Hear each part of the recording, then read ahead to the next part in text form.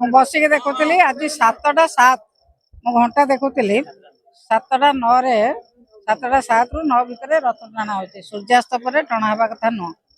ଏ ଓଡ଼ିଆ ଅସ୍ମିତା ଏବଂ ଏ ଗୋଟେ ପରିବର୍ତ୍ତନ, ସଂସ୍କୃତିର ପରିବର୍ତ୍ତନ, ଭାଷାର ପରିବର୍ତ୍ତନ, ଅସ୍ମିତାର ପରିବର୍ତ୍ତନ। ପ୍ରଭୁ ଜଗନ୍ନାଥ ପ୍ରେମୀଙ୍କୁ ଆଜି ବହୁତ ଦୁଃଖ ଦେଇଛି। ଜଗନ୍ନାଥ ପ୍ରେମୀଙ୍କ ମନରେ ସାରା ବିଶ୍ୱରେ ଜଗନ୍ନାଥ ପ୍ରେମୀ ମାନେ ବହୁତ ଦୁଃଖିତ। ସୂର୍ଯ୍ୟାସ୍ତ ପରେ ରଥ ଟଣା ହେବା କଥା ନୁହଁ। ଆଜି ରଥ ଟଣା ହେଇଛି 7ଟା 9ରେ।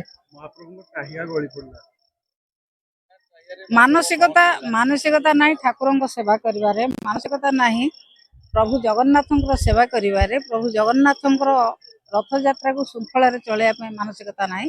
ମାନସିକତା ହେଉଛି ନିଜ ଦଳର ପ୍ରଚାର ପ୍ରସାର, ନିଜ ସରକାରୀ ତାଙ୍କର ଯେଉଁ କର୍ମଚାରୀ ଅଛନ୍ତି, ଦଳୀୟ କର୍ମକର୍ତ୍ତା ବିଭିନ୍ନ, ମୁଁ ଦେଖୁଥିଲି ଆଜି ବିଭିନ୍ନ ରାଜ୍ୟରୁ ମଧ୍ୟ କର୍ମକର୍ତ୍ତା ଆସିଛନ୍ତି।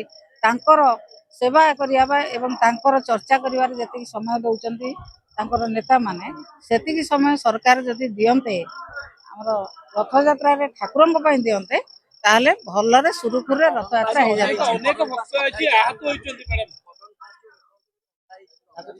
ନା ନା କର୍ଡନ ଭିତରେ ତ ବହୁତ ଲୋକ ଥିଲେ, ଅଧା କେମିତି ହେଲେ? ଏବା ଦଳ ଝଗଡ଼ା, ଆମରି ଆଗରେ ଦଳ ଝଗଡ଼ା ହେଲେ।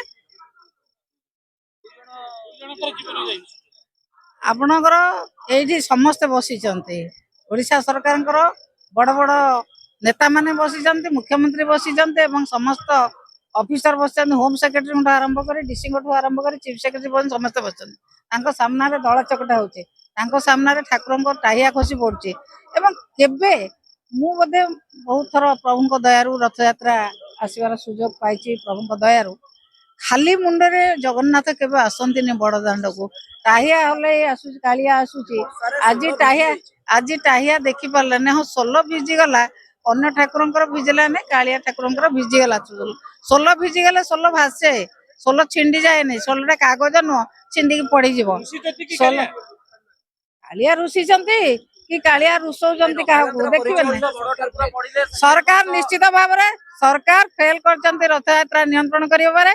ସରକାରଙ୍କର ଆନ୍ତରିକତା ନାହିଁ ଯେ ଠାକୁରଙ୍କ ସେବା କରିବା। ସରକାର କେବଳ ତାଙ୍କ ନିଜ ଦଳର ଏବଂ ବିଭିନ୍ନ ରାଜ୍ୟରୁ ଆସୁଥିବା ତାଙ୍କ କର୍ମକର୍ତ୍ତାଙ୍କର ଯୋଉ ଚର୍ଚ୍ଚାରେ ବ୍ୟସ୍ତ, ସେତିକି ଚର୍ଚ୍ଚା ଯଦି ଠାକୁର ଏବଂ ରଥଯାତ୍ରା ପାଇଁ ସେ କରିଥାନ୍ତେ, ତାହେଲେ ଏଭଳି ଅଘଟଣ ଘଟି ନଥାନ୍ତା।